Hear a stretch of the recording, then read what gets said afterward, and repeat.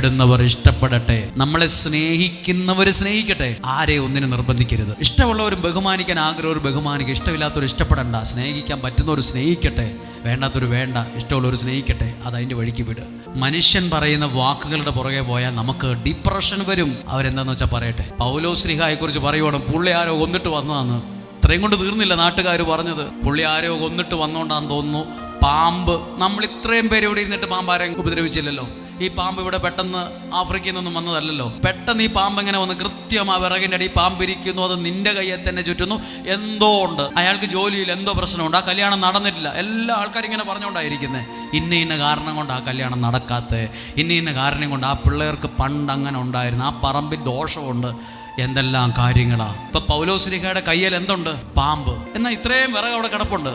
എന്നാൽ ഒരാളെങ്കിലും സഹായിക്കാൻ വന്നോ? കാരണം ഈ മനുഷ്യനെ രക്ഷ ഒരുത്തിനുമില്ല. അഭിപ്രായം പറഞ്ഞുകൊണ്ട് ഈ നാട്ടുകാർ ഇന്നും